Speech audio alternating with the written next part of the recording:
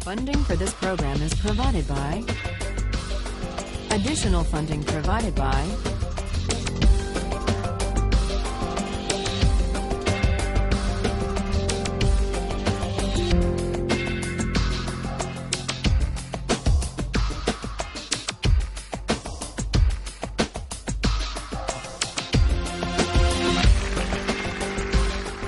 Last time, we argued about the case of the Queen versus Dudley and Stevens, the lifeboat case, the case of cannibalism at sea. And with the arguments about the lifeboat in mind, the arguments for and against what Dudley and Stevens did in mind, let's turn back to the philosophy, the utilitarian philosophy of Jeremy Bentham. Bentham was born in England in 1748. At the age of 12, he went to Oxford. At 15, he went to law school. He was admitted to the bar at age 19, but he never practiced law. Instead, he devoted his life to jurisprudence and moral philosophy. Last time, we began to consider Bentham's version of utilitarianism. The main idea is simply stated, and it's this. The highest principle of morality, whether personal or political morality, is to maximize the general welfare, or the collective happiness, or the overall balance of pleasure over pain. In a phrase, maximize utility. Bentham arrives at this principle by the following line of reasoning. We're all governed by pain and pleasure. They are our sovereign masters, and so any moral system has to take account of them. How best to take account? By maximizing. And this leads to the principle of the greatest good for the greatest number. What exactly should we maximize? Bentham tells us happiness, or more precisely, utility. Maximizing utility is a principle not only for individuals, but also for communities and for legislators. What, after all, is a community? Bentham asks. It's the sum of the individuals who comprise it. And that's why, in deciding the best policy, in deciding what the law should be, in deciding what's just, citizens and legislators should ask themselves the question, if we add up all of the benefits of this policy and subtract all of the costs, the right thing to do is the one that maximizes the balance of happiness over suffering. That's what it means to maximize utility. Now, today, I want to see whether you agree or disagree with it. And it often goes, this utilitarian logic, under the name of cost-benefit analysis, which is used by companies and by governments all the time. And what it involves is placing a value, usually a dollar value, to stand for utility, on the costs and the benefits of various proposals. Recently in the Czech Republic, there was a proposal to increase the excise tax on smoking. Philip Morris, the tobacco company, does huge business in the Czech Republic. They commissioned a study, a cost-benefit analysis of smoking in the Czech Republic. And what their cost-benefit analysis found was the government gains by having Czech citizens smoke. Now, how do they gain? It's true that there are negative effects to the public finance of the Czech government because there are increased healthcare costs for people who develop smoking-related diseases. On the other hand, there were positive effects, and those were added up on the other side of the ledger. The positive effects included, for the most part, various tax revenues that the government derives from the sale of cigarette products, but it also included healthcare savings to the government when people die early, pension savings, you don't have to pay pensions for as long, and also savings in housing costs for the elderly. And when all of the costs and benefits were added up, the Philip Morris study found that there is a net public finance gain in the Czech Republic of $147 million. And given the savings in housing and health care and pension costs, the government enjoys a savings of over $1,200 for each person who dies prematurely due to smoking. Cost-benefit analysis. Now, those among you who are defenders of utilitarianism may think that this is an unfair test. Philip Morris was pilloried in the press, and they issued an apology for this heartless calculation. You may say that what's missing here is something that the utilitarian can easily incorporate, namely, the value to the person and to the families of those who die from lung cancer. What about the value of life? Some cost-benefit analyses incorporate a measure for the value of life. One of the most famous of these involved the Ford Pinto case. Did any of you read about that? This was back in the 1970s. Do you remember what the Ford Pinto was, a kind of car? Anybody? It was a small car, a subcompact car, very popular. But it had one problem, which is the fuel tank was at the back of the car. And in rear collisions, the fuel tank exploded. And some people were killed, and some severely injured. Victims of these injuries took Ford to court to sue. And in the court case, it turned out that Ford had long since known about the vulnerable fuel tank and had done a cost-benefit analysis to determine whether it would be worth it to put in a special shield that would protect the fuel tank and prevent it from exploding.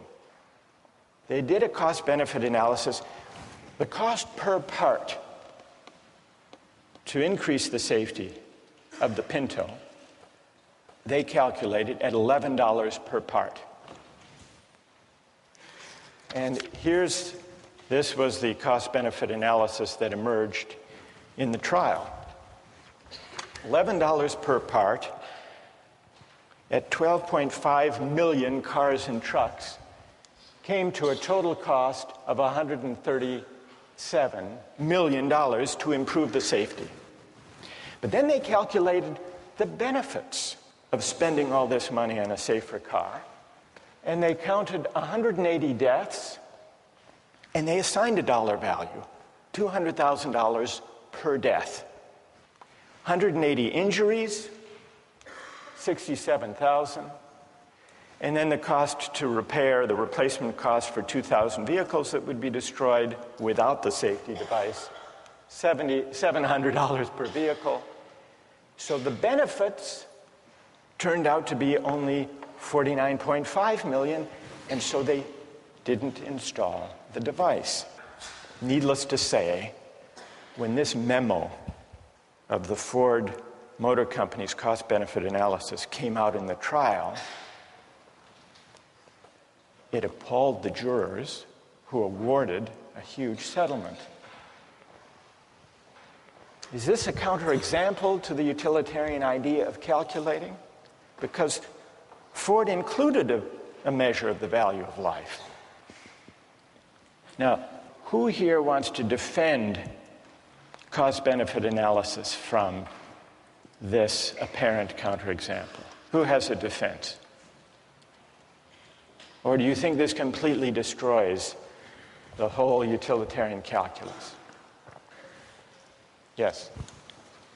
Okay, well, I think that, once again, they've made the same mistake the previous case did, that they assigned a dollar value to human life. And once again, they failed to take account things like suffering and emotional losses by the families. I mean, families lost earnings, but they also lost a loved one, and that is more valued than $200,000. Right. And wait. That's good. What's your name? Julia Roto. So if 200,000, Julie, is too low a figure because it doesn't include the loss of a loved one and the loss of those years of life, what do you think would be a more accurate number? I don't believe I could give a number. I think that this sort of analysis shouldn't be applied to issues of human life. I think it can't be used monetarily. So they didn't just put too low a number, Julie says. They were wrong to try to put any number at all. All right, let's hear someone who you have to adjust for inflation.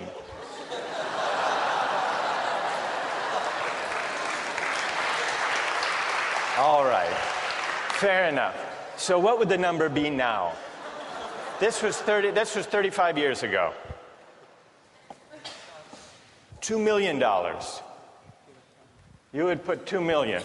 And what's your name? Wojtek says, we have to allow for inflation. We should be more generous. Then would you be satisfied that this is the right way of thinking about the question? I guess, unfortunately, it is. There needs to be a number put somewhere. Like, I'm not sure what that number would be, but I do agree that there could possibly be a number put on human life. All right, so Wojtek says, and here he disagrees with Julie. Julie says we can't put a number on human life for the purpose of a cost-benefit analysis. Wojtek says we have to, because we have to make decisions somehow. What do other people think about this? Is there anyone prepared to defend cost-benefit analysis here? As accurate, as desirable? Yes? Go ahead. I think that if Ford and other car companies didn't use cost-benefit analysis, they'd eventually go out of business because they wouldn't be able to be profitable, and millions of people wouldn't be able to use their cars to get to jobs, to put food on the table, to feed their children. So I think that if cost-benefit analysis isn't employed, the greater good is sacrificed in this case. All right, what's your name? Raul. Raul. There was recently a study done about cell phone use by drivers when people are driving a car, and there's a debate whether that should be banned. Yeah. And the figure was that some 2,000 people die as a result of accidents each year using cell phones.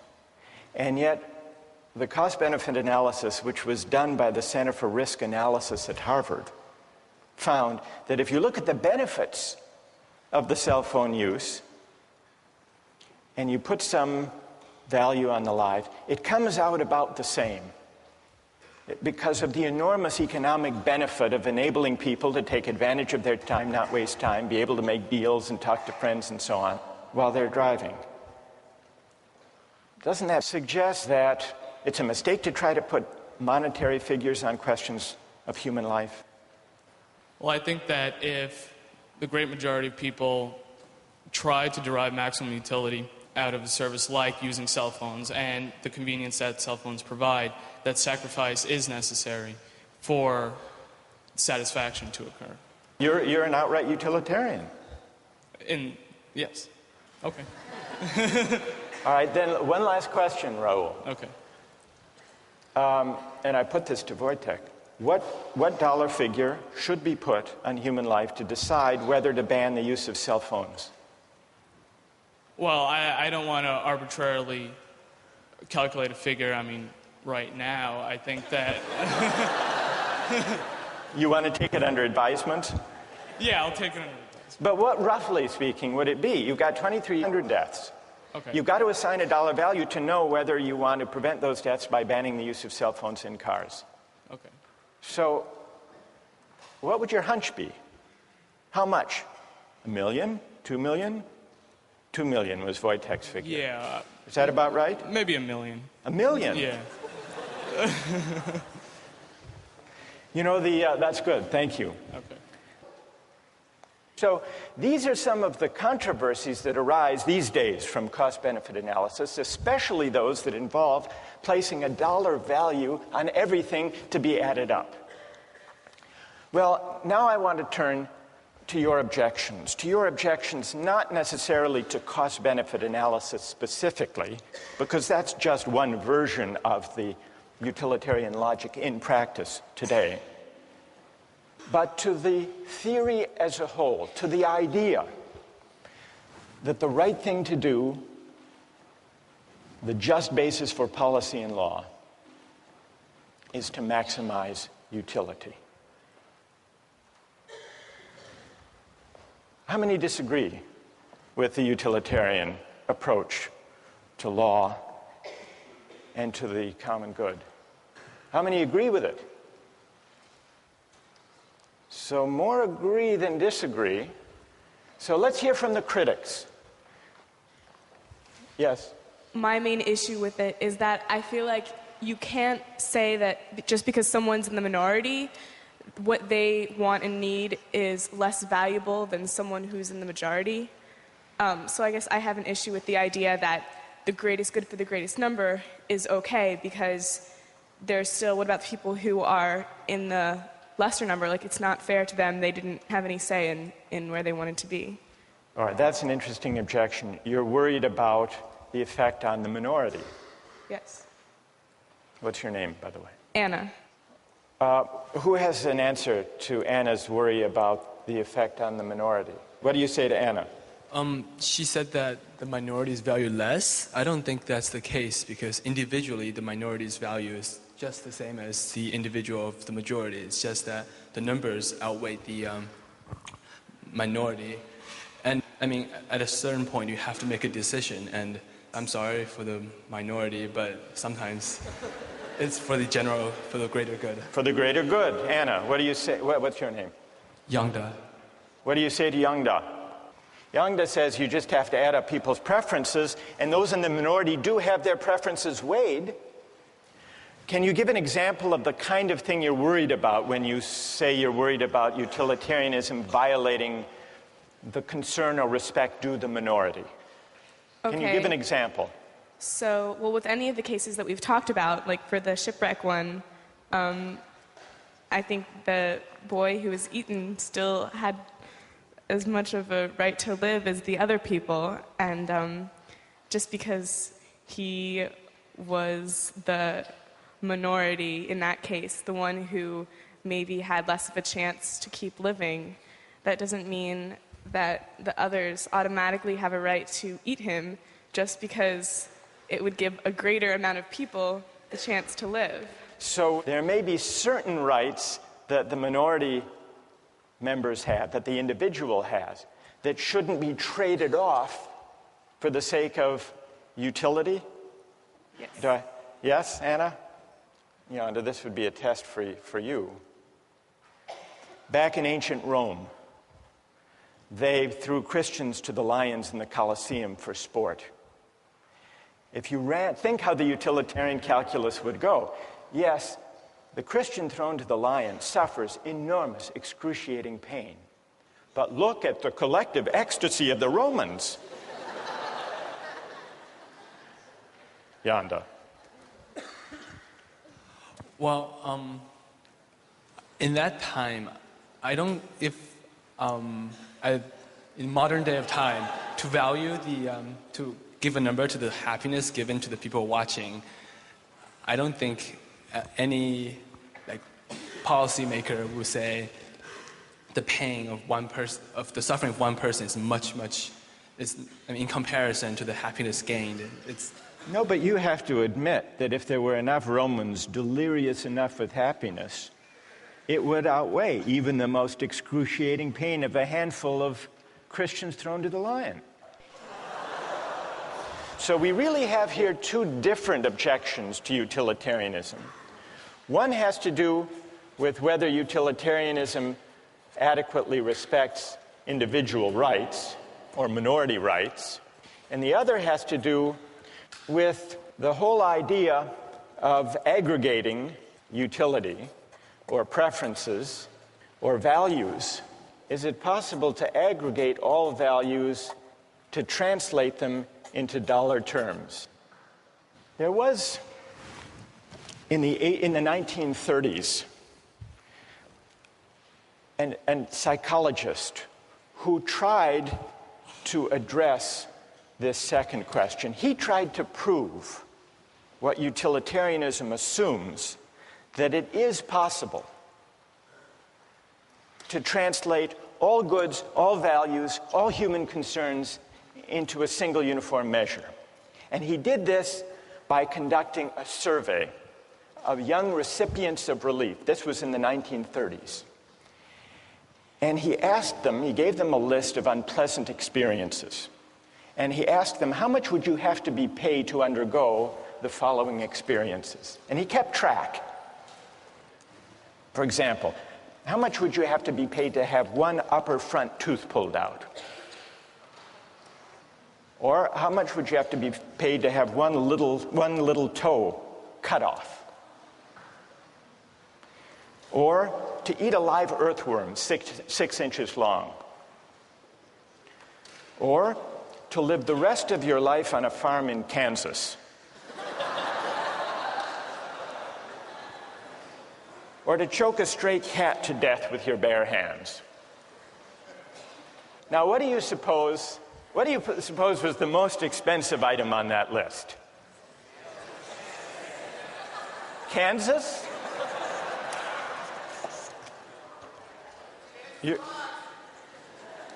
You're right, it was Kansas.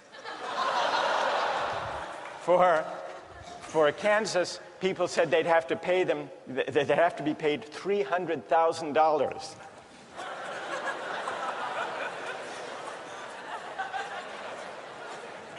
What do you think was the next most expensive? Not the cat. Not the tooth. Not the toe. The worm. People said you'd have to pay them $100,000 to eat the worm. What do you think was the least expensive item? Not the cat. The tooth. During the Depression, people were willing to have their tooth pulled for only $4,500. Now, here's what Thorndike concluded from his study. Any want or satisfaction which exists in some amount and is therefore measurable. The life of a dog or a cat or a chicken consists of appetites, cravings, desires, and their gratifications. So does the life of human beings, though the appetites and desires are more complicated. But what about Thorndike's study? Does it support Bentham's idea that all goods, all values can be captured according to a single uniform measure of value?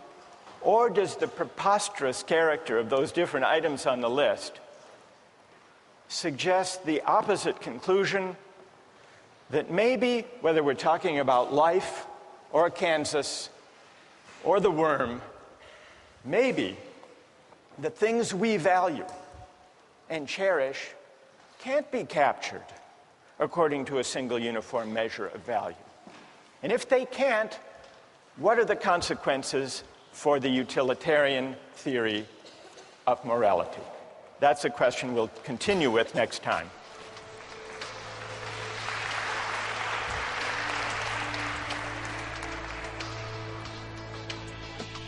All right, now let's take the other part of the poll.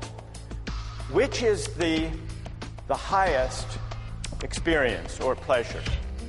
How many say Shakespeare?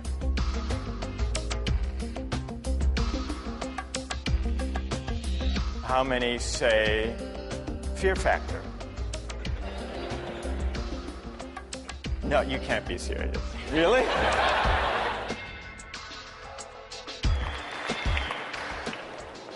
Last time we began to consider some objections to Jeremy Bentham's version of utilitarianism. People raised two objections in the discussion we had.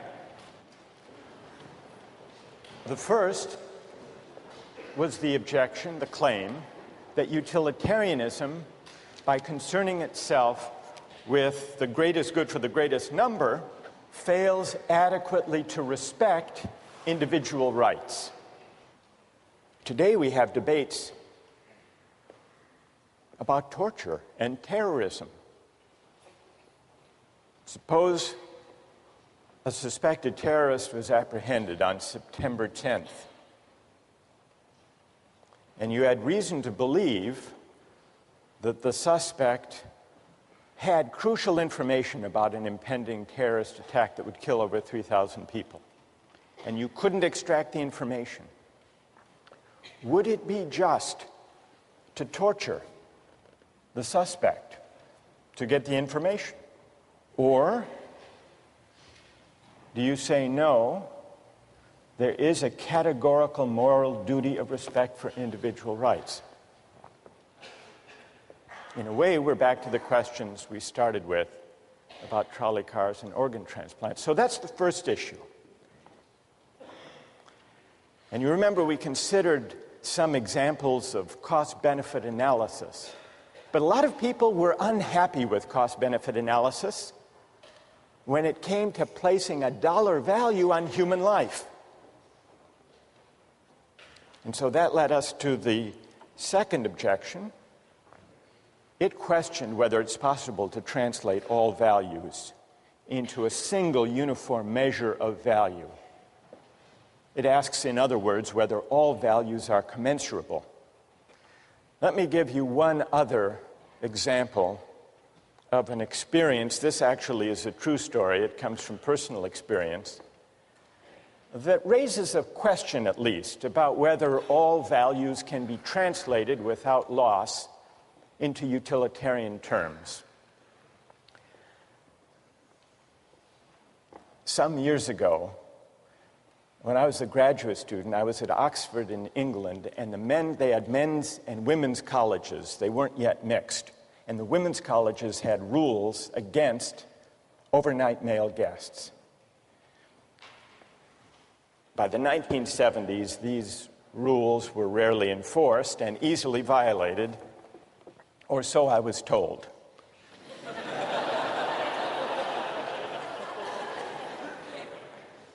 By the late 1970s, when I was there, pressure grew to relax these rules, and it became the subject of debate among the faculty at St. Anne's College, which was one of these all-women's colleges. The older women on the faculty were traditionalists. They were opposed to change on conventional moral grounds. But times had changed, and they were embarrassed to give the true grounds for their objection. And so they translated their arguments into utilitarian terms. If men stay overnight, they argued, the costs to the college will increase. How, you might wonder? Well, they'll want to take baths, and that'll use up hot water, they said. Furthermore, they argued, we'll have to replace the mattresses more often. The reformers met these arguments by adopting the following compromise. Each woman could have a maximum of 3 overnight male guests each week. They didn't say whether it had to be the same one or 3 different, provided, and this was the compromise, provided the guest paid 50 pence to defray the cost to the college. The next day, the national headline in the national newspaper read, St. Anne's girls 50 pence a night.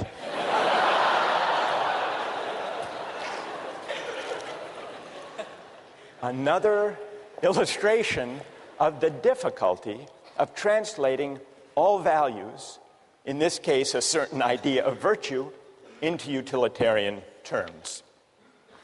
So that's all to illustrate the second objection to utilitarianism, at least the part of that objection that questions whether utilitarianism is right to assume that we can assume the uniformity of value, the commensurability of all values, and translate all moral considerations into dollars or money. But there is a second aspect to this worry about aggregating values and preferences. Why should we weigh all preferences that people have without assessing whether they're good preferences or bad preferences?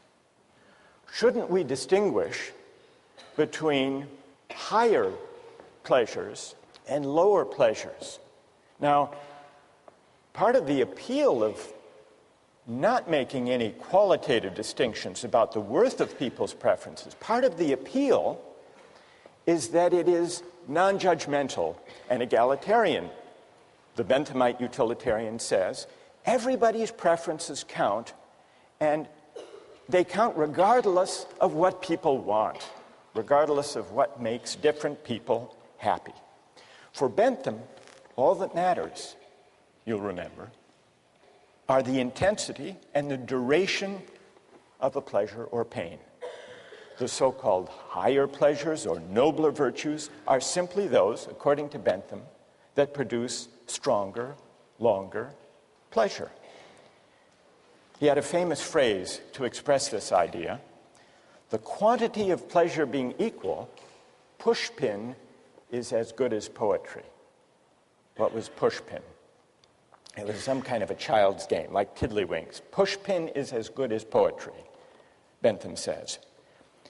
And lying behind this idea, I think, is the claim, the intuition, that it's a presumption to judge whose pleasures are intrinsically higher or worthier or better.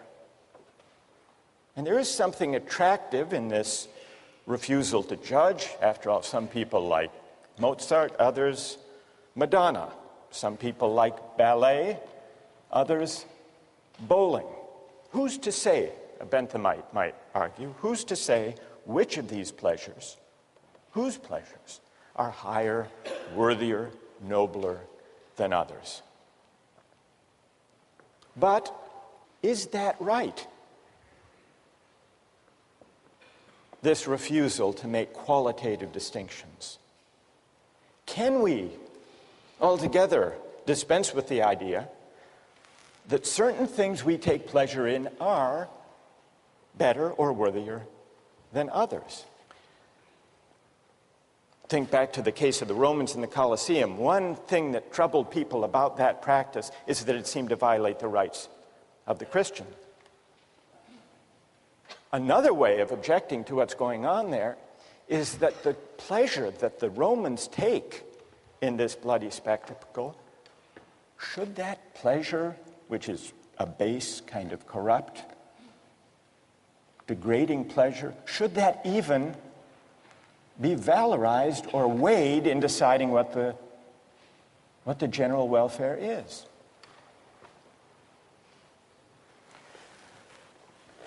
So here are the objections to Bentham's utilitarianism. And now we turn to someone who tried to respond to those objections, a later-day utilitarian, John Stuart Mill. So what we need to examine now is whether John Stuart Mill had a convincing reply to these objections to utilitarianism. John Stuart Mill was born in 1806. His father, James Mill, was a disciple of Bentham's. And James Mill set about giving his son, John Stuart Mill, a model education. He was a child prodigy, John Stuart Mill. He knew Greek at the age of 3, Latin at 8, and age 10, he wrote a history of Roman law. At age 20, he had a nervous breakdown. This left him in a depression for 5 years. But at age 25, what helped lift him out of this depression is that he met Harriet Taylor. she and Mill got married. They lived happily ever after, and it was under her influence that John Stuart Mill tried to humanize utilitarianism.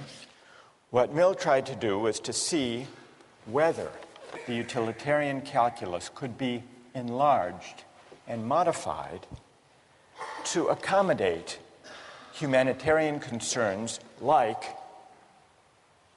the concern to respect individual rights, and also to address the distinction between higher and lower pleasures.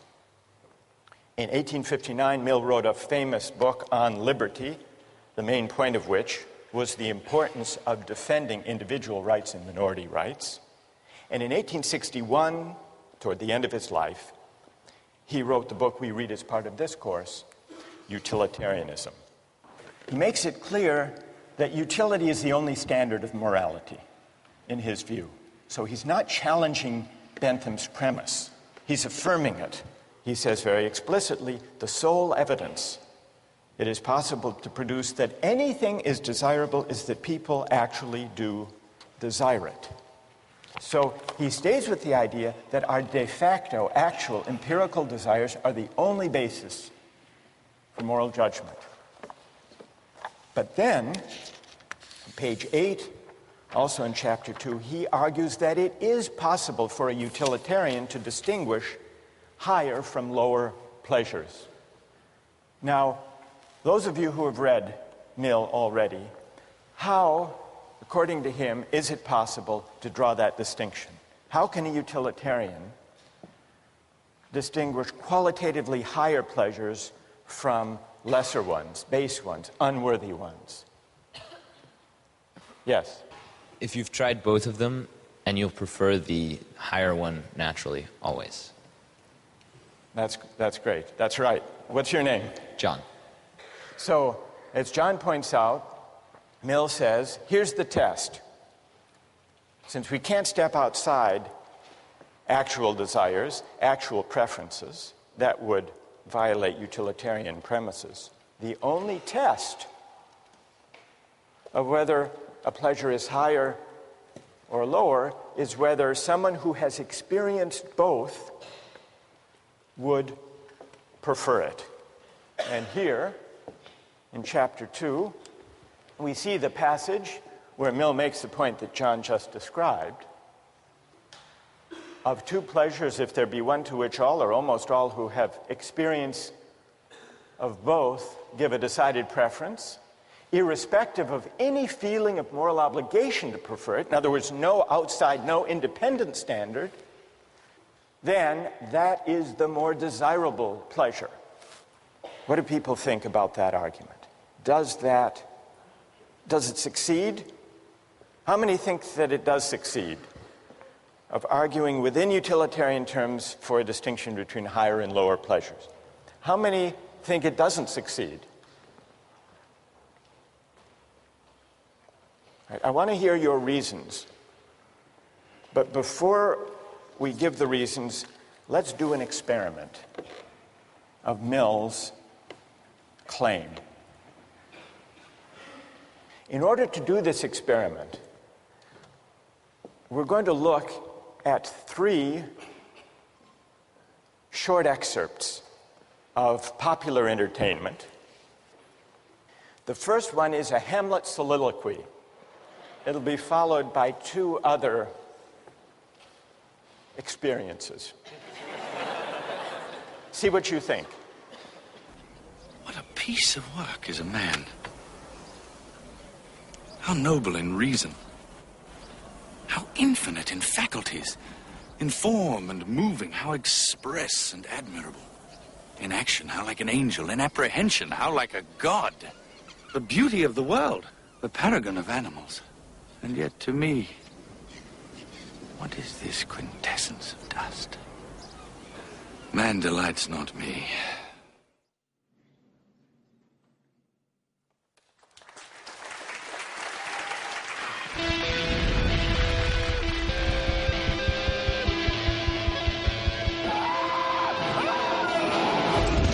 Imagine a world where your greatest fears become reality. Oh, they're fighting me! Each show, 6 contestants from around the country battle each other in 3 extreme stunts. These stunts are designed to challenge the contestants both physically and mentally. 6 contestants, 3 stunts, 1 winner. Fear Factor.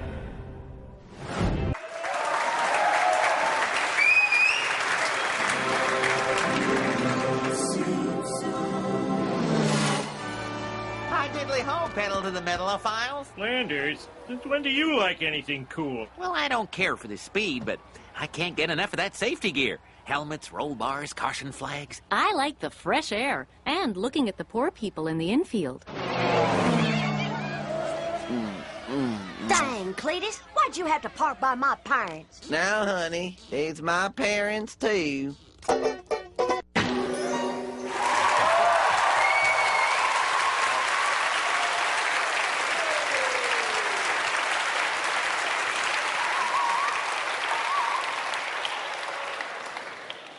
I don't even have to ask which one you like most. The Simpsons, how many like The Simpsons most? How many Shakespeare? What about Fear Factor? How many preferred Fear Factor? Really? People overwhelmingly like The Simpsons better than Shakespeare. All right, now let's take the other part of the poll. Which is the highest experience or pleasure? How many say Shakespeare?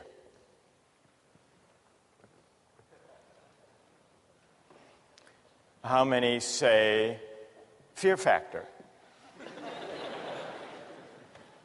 No, you can't be serious. Really? What? All right, go ahead. You can say. I found that one the most entertaining. I know, but which do you think was the worthiest, the noblest experience? I know you found it the most entertaining.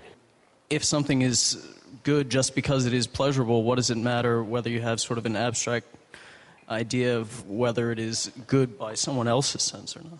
All right, so you come down in the straight Benthamite side. Who's to judge?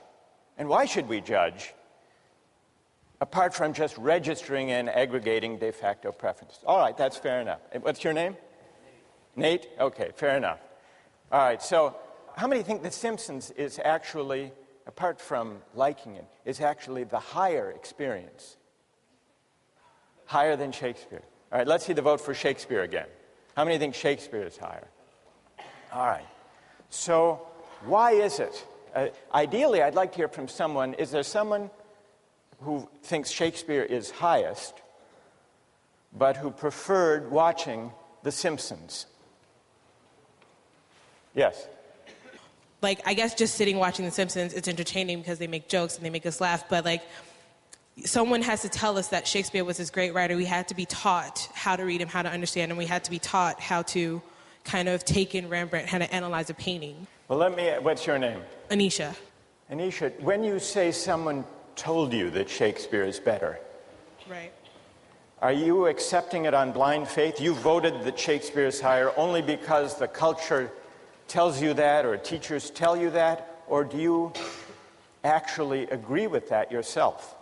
Well, in the sense of Shakespeare, no, but earlier you made an example of Rembrandt. I feel like I would enjoy reading a comic book more than I would enjoy kind of analyzing Rembrandt because someone told me it was great, you know? Right, so some of this seems to be, you're suggesting, a kind of cultural convention and pressure. We're told what books, what works of art are great. Who else? Yes. Although I enjoyed watching The Simpsons more in this particular moment in Justice, if I were to spend the rest of my life considering the 3 different video clips shown, I would not want to spend that remainder of my life considering the latter 2 clips. I think I would derive more pleasure from being able to branch out in my own mind, sort of considering more deep pleasures, more deep thoughts. And tell me your name. Joe. Joe. So, if you had to spend the rest of your life on a farm in Kansas with only Shakespeare or the collected episodes of The Simpsons, you would prefer Shakespeare? What do you conclude from that about John Stuart Mill's test?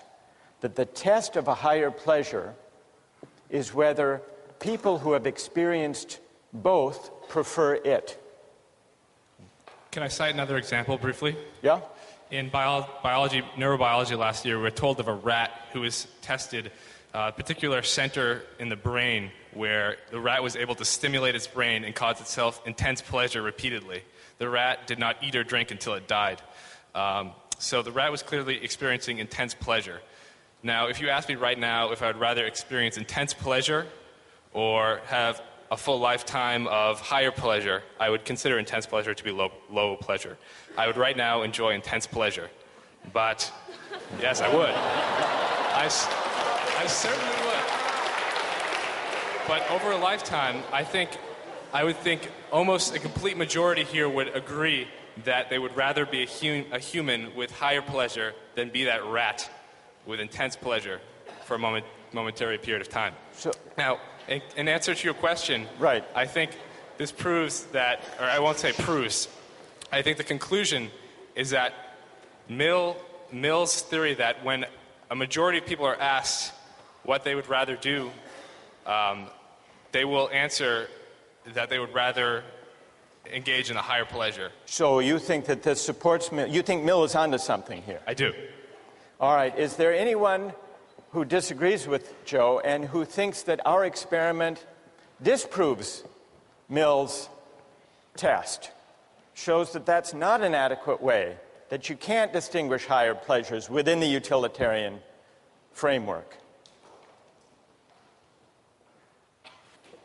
Yes. If whatever is good is truly just whatever people prefer, it's truly relative and there's no objective definition, then there will be some society where people prefer Simpsons more. Anyone can appreciate The Simpsons, but I think it does take education to appreciate Shakespeare as much. All right, you're saying it takes education to appreciate higher things. Mill's point is that the higher pleasures do require cultivation and appreciation and education. He doesn't dispute that. But once having been cultivated and educated, people will not only see the difference between higher and lower pleasures, but will actually prefer the higher to the lower. You find this famous passage from John Stuart Mill: "It is better to be a human being dissatisfied than a pig satisfied. Better to be Socrates dissatisfied than a fool satisfied. And if the fool or the pig are of a different opinion, it is because they only know their side of the question." So here you have an attempt to distinguish higher from lower pleasures. So going to an art museum or being a couch potato and swilling beer watching television at home. Sometimes, Mill agrees, we might succumb to the temptation to do the latter, to be couch potatoes.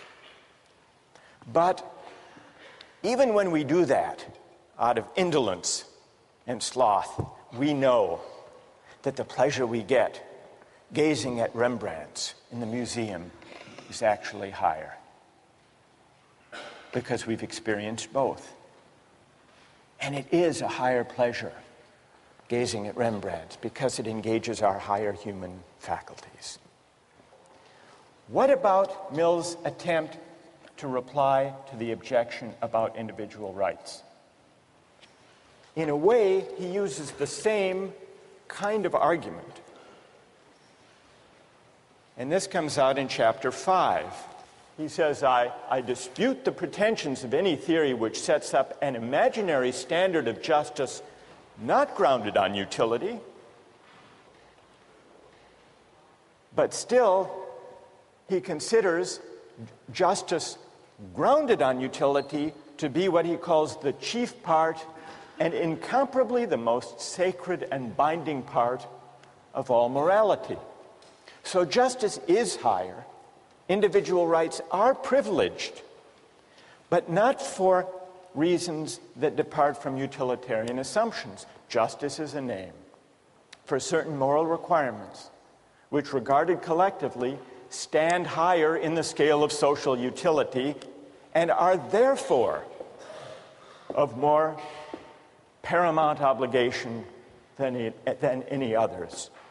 So justice is sacred, it's prior, it's privileged. It isn't something that can easily be traded off against lesser things. But the reason is ultimately, Mill claims, a utilitarian reason once you consider the long-run interests of humankind, of all of us as progressive beings. If we do justice and if we respect rights, society as a whole will be better off in the long run. Well, is that convincing? Or is Mill actually, without admitting it, stepping outside utilitarian considerations in arguing for qualitatively higher pleasures and for sacred or specially important individual rights? We haven't fully answered that question, because to answer that question in the case of rights and justice will require that we explore other ways, non-utilitarian ways of accounting for the basis of rights, and then asking whether they succeed. As for Jeremy Bentham, who launched utilitarianism as a doctrine in moral and legal philosophy, Bentham died in 1832 at the age of 85. But if you go to London, you can visit him today, literally. He provided in his will that his body be preserved, embalmed, and displayed in the University of London, where he still presides in a glass case with a wax head, dressed in his actual clothing. You see, before he died, Bentham addressed himself to a question consistent with his philosophy. Of what use could a dead man be to the living? One use, he said, would be to make one's corpse available to the study of anatomy. In the case of great philosophers, however, better yet, to preserve one's physical presence in order to inspire future generations of thinkers. You want to see what Bentham looks like? Stuffed? Here's what he looks like. There he is. Now, if you look closely, you will notice that the embalming of his actual head was not a success. So they substituted a waxed head, and at the bottom, for verisimilitude, you can actually see his actual head on a plate. You see it? Right there. So, what's the moral of the story? The moral of the story, and by the way, they bring him out during meetings of the board at University College London, and the minutes record him as present but not voting. Here is a philosopher in life and in death who adhered to the principles of his philosophy. We'll continue with rights next time.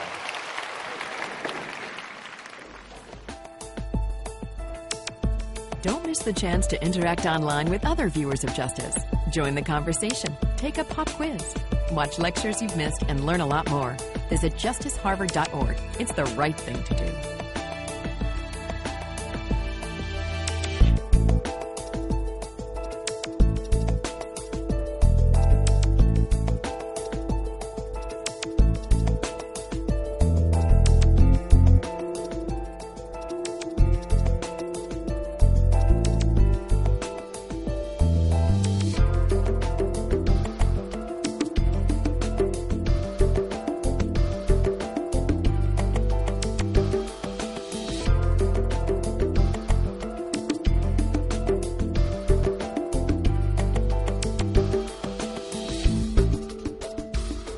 Funding for this program is provided by...